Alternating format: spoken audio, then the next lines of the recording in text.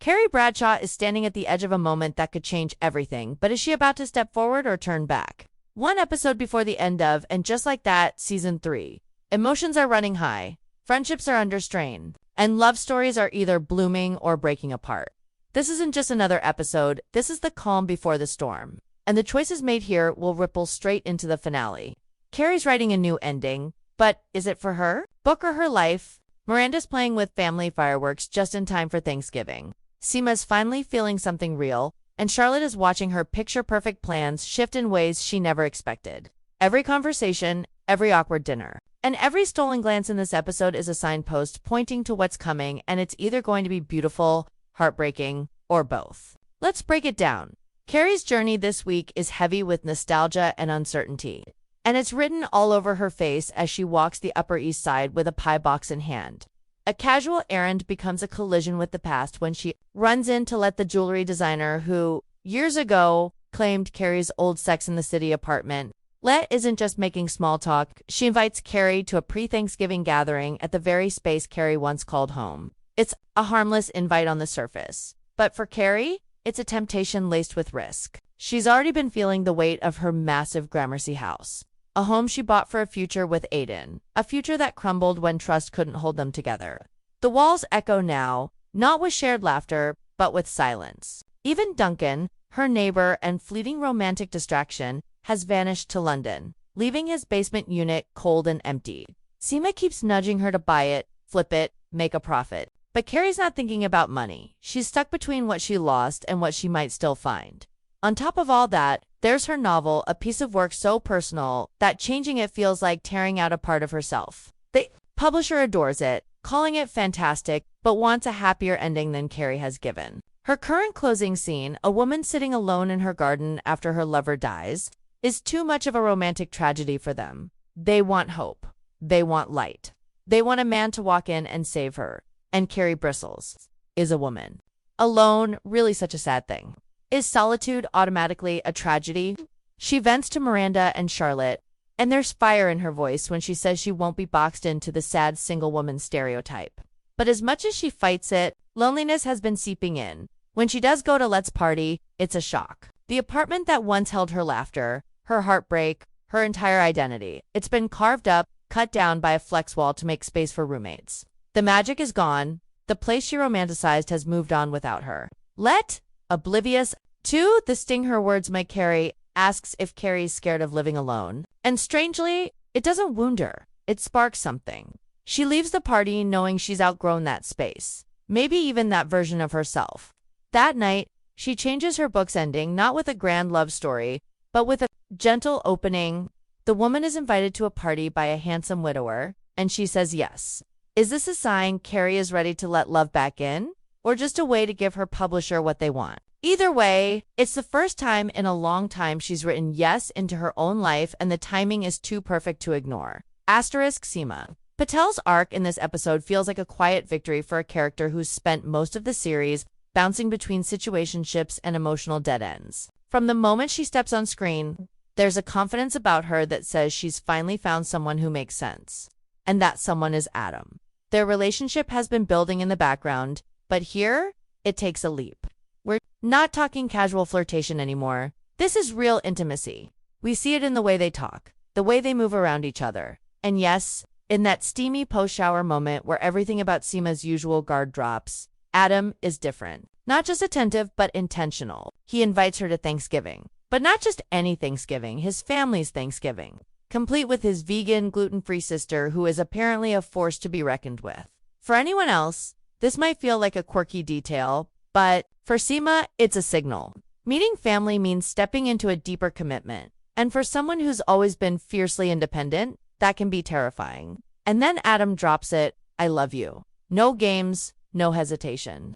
And in a moment that feels as monumental as any declaration in this series, Sema says it back. It's not rushed, not forced. It's a choice. For fans who've been waiting for her to get a story that isn't rooted in disappointment or betrayal, this is the payoff. But it also raises questions. Is this truly her happy ending, or is it the setup for one last heartbreak before the credits roll? With only one episode left, the stakes for her love story have never been higher. While Sema's basking in romantic clarity, Miranda Hobbs is predictably doing the opposite. Her Thanksgiving plans are messy before the turkey even hits the table. She's decided to host, which on paper sounds wholesome, but in Miranda's world, wholesome has a half-life of about 5 minutes.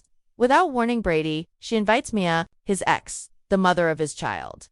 That's not just a surprise. It's a live grenade. Brady finds out through a text from Mia herself, and the reaction is instant chaos. He storms into the apartment, voice raised, anger spilling over, demanding to know why his mother thought this was a good idea. It's not just about the invite. It's about trust, boundaries, and Miranda's habit of making decisions for other people. His girlfriend, Joy, caught in the crossfire, makes the smart move of staying silent.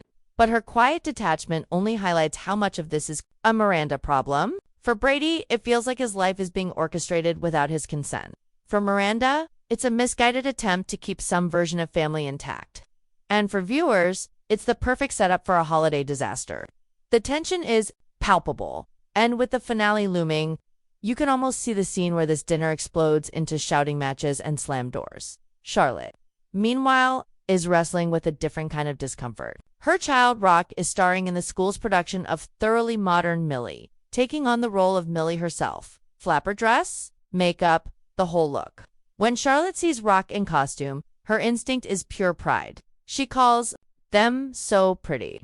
But pride collides with uncertainty almost instantly. Rock is non-binary, and Charlotte is suddenly wondering if her words were affirming or accidentally dismissive of their identity. It's a small moment, but it's loaded. For 3 seasons, Charlotte's journey with Rock has been about learning, growing, and adapting. And yet, here she is, still questioning whether she's doing it right. Fans are divided. Some see it as an honest portrayal of a parent still learning, while others think Charlotte should be past this point by now. That's the beauty and the frustration of her storyline. It's not wrapped up in a neat bow, because in real life, neither is parenting. And while Charlotte is navigating that emotional minefield, Anthony's life takes an unexpected turn in a Bergdorf's dressing room. Yappe, his younger boyfriend, proposes on the spot. It's sweet, spontaneous, and exactly the kind of grand gesture romantic comedies thrive on. Except Anthony doesn't say yes out of joy. He says yes because he doesn't know how to say no. The age gap between them looms larger in his mind than ever, and suddenly he's questioning whether he's supposed to be a partner or a parent in this relationship. This subplot adds another layer to the episode's theme, knowing when you're moving forward for yourself versus moving forward for someone else. Meanwhile, in the background, Herbert is sulking after losing his election, taking his frustration out on Lisa despite her attempts to be supportive. Lisa herself is carrying a quiet subplot that could have big implications. Her growing connection with Marianne, a crush that hasn't been addressed head-on but lingers like a whisper. Add Charlotte's vertigo spells and Rock's ongoing musical arc, and you start to see just how many threads are dangling with 1 episode left. It's almost impossible to imagine the finale tying them all up without leaving something unresolved, which only adds to the suspense. Every storyline is teetering on a ledge, and next week they'll either find balance or fall. Theories are swirling like autumn leaves in Central Park, and this episode has done nothing but fan the flames. The biggest question on everyone's mind is simple. What is Carrie's real endgame? Her newly written epilogue is almost too symbolic. To ignore a woman saying yes after loss could mean she's ready to let love in again. But is that yes for herself or for someone else's expectations? Some viewers are convinced the widower in her ending is more than a fictional character, that it's a subtle nod to Aiden making a last-minute return in the finale. Others think it could be Duncan swooping back from London for one of those bittersweet, short-lived reconnections that Carrie always seems drawn to. But there's a third camp, one that believes the yes isn't about romance at all, but about stepping into a new chapter of independence without fear. It's the kind of narrative twist that would split the fandom straight down the middle, which is exactly why it's so tantalizing.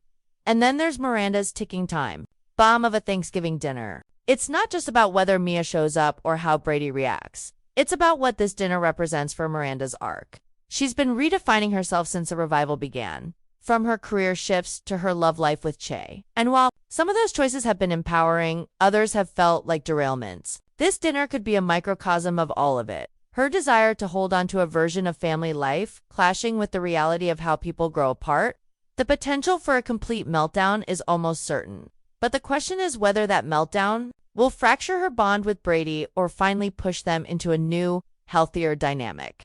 If the finale delivers a moment where they actually see each other, not just as mother and son, but as two adults navigating messy lives, it could be one of the most emotional scenes of the entire series. Or, knowing Miranda, it could be a masterclass in making things worse before they get better. Sema's love story with Adam is the bright thread running through this darker tapestry. But even here, there's room for doubt. The I love you exchange feels so pure that it almost begs for the writers to complicate it in the finale. Could Adam be hiding something? Could Sema's own fear of commitment sabotage her happiness? Or will this be the rare case where And Just Like That lets a love story stay intact without tossing it into the shredder for drama's sake? Fans are already bracing for impact, because if the finale breaks them apart, it will be one of the most unpopular moves the show has made. But if they survive, they could icily walk away as the revival's most beloved couple, something the series has desperately needed. Charlotte's arc, meanwhile, feels like it's dangling over a cliff. Between her uncertainty with Rock's identity moment, Anthony's impulsive engagement, and her own unresolved health scares, there's a lot hanging in the balance.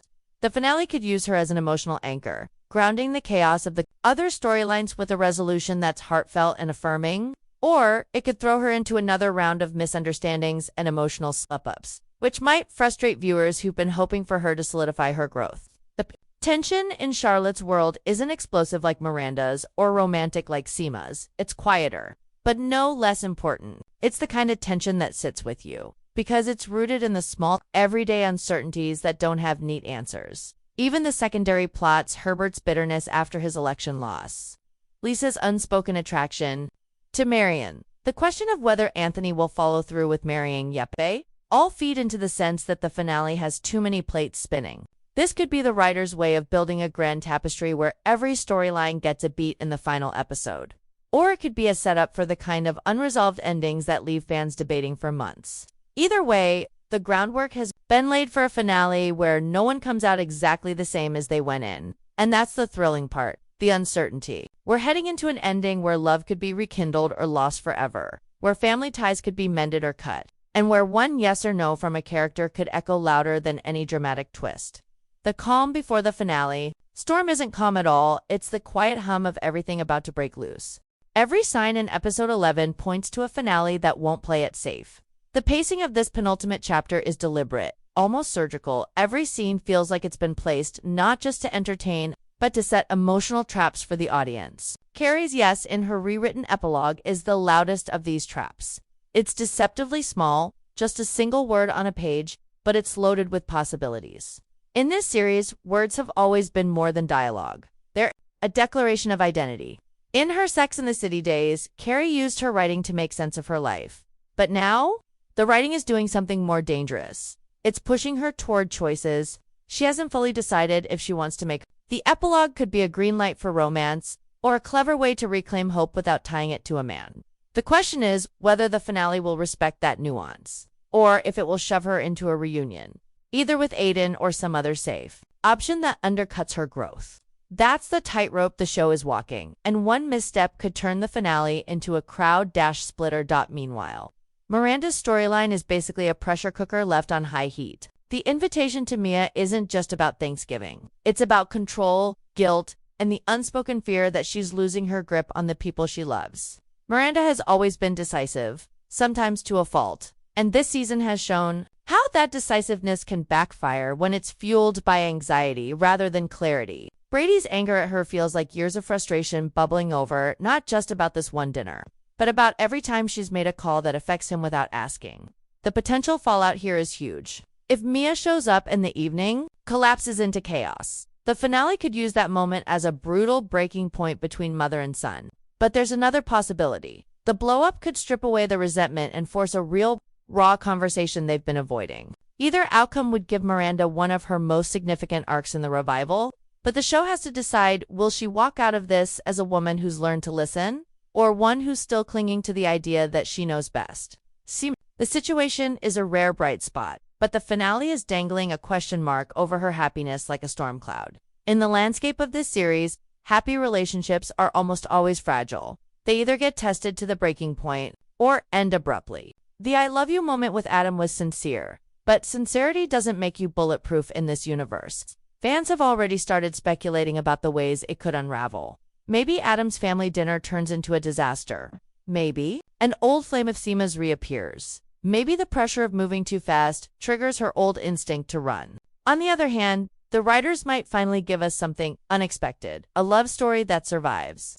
If Sema's romance makes it through the finale intact, it would be one of the few in this revival to do so, and it would send a subtle but powerful message that growth doesn't always have to come from loss. Charlotte's role heading into the finale is trickier to pin down. Her emotional moment with Rock shows that she's still capable of slipping into old habits, reacting from a place of instinct rather than conscious understanding. That could be an opening for a conflict in the finale, especially if Rock feels misunderstood or if Charlotte doubles down on trying to fix something that doesn't need fixing. Add in her concern over Anthony's engagement to Yeppe and her own health worries, and you have a character who's juggling more than she can realistically keep in the air. The finale could easily push her into a breaking point where she's forced to confront her own limitations, not as a mother, a wife, or a friend, but as a person who can't control every outcome. Even the secondary threads are positioned for potential disruption. Herbert's simmering resentment toward Lisa could either boil over or lead to a quiet, emotional partying. Lisa's hinted attraction to Marion might get a sudden spotlight, creating one of those classic and just like that moral dilemmas where the audience is split on who's right. Anthony's half-hearted yes to Yeppa's proposal is practically begging for a confrontation. Will he admit the truth before vows are exchanged? Or will the finale end with him stepping into a marriage he's not ready for?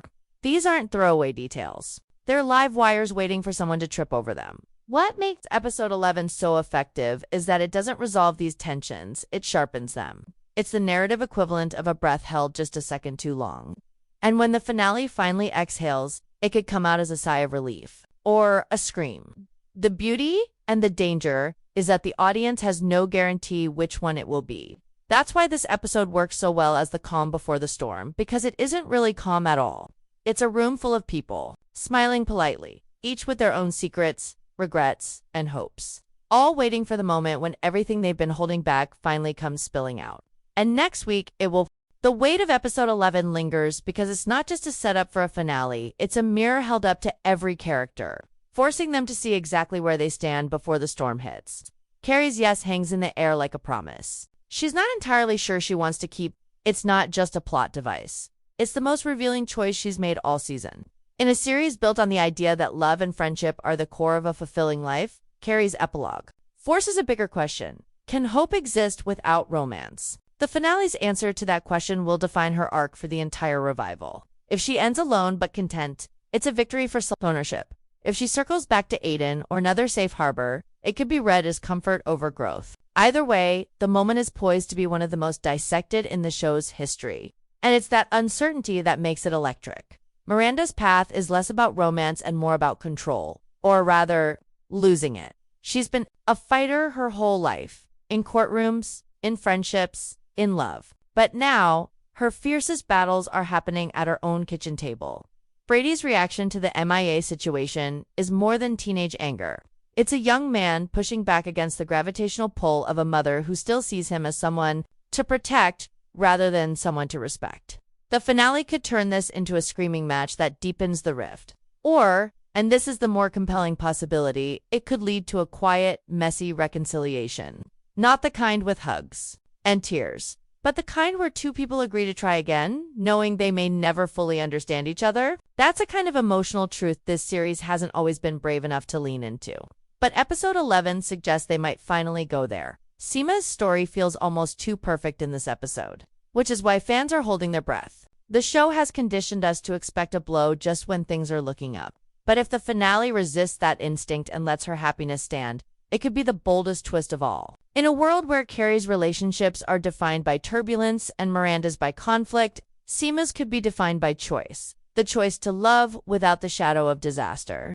That would not only cement her as the emotional core of the revival's closing chapter, but it would also give viewers a love story to root for without irony or dread. Still, the possibility of loss hangs over her like a shadow. Because in, and just like that, stability is often the first thing to go.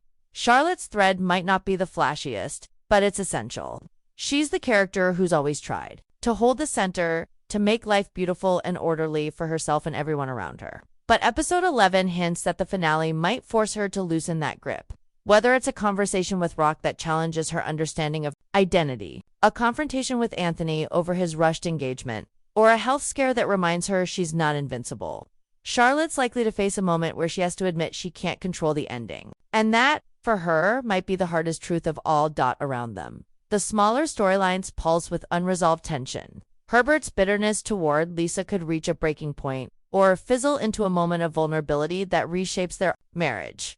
Lisa's unspoken attraction to Marian could either remain a tantalizing what-if or burst into the open, creating a ripple effect neither of them can contain. Anthony's half-hearted engagement could combust spectacularly, leaving him single and more self-aware, or push him into a commitment that reshapes his identity. These aren't just side plots, they're pressure points, each one capable of shifting the emotional balance of the finale. And that's where episode 11 leaves us, not with answers, but with a web of questions so tightly woven that pulling one thread could unravel everything. Will Carrie's yes open a door or close one? Will Miranda's dinner table be a battlefield or a bridge? Will Sema's love survive or become another beautiful casualty? Will Charlotte's world bend or break? The beauty of this setup is that we don't know, and the danger is that we've been given just enough hope to fear the worst. This is the art of the penultimate episode, to make you believe that anything can happen, while quietly setting the stage for the one thing you least expect. In 1 week, we'll have our answers. Until then, all we can do is replay the moments, read between the lines, and brace ourselves. Because if and just like that has taught us anything, it's that the calm before the storm is never really calm. It's just the sound of everything about to change.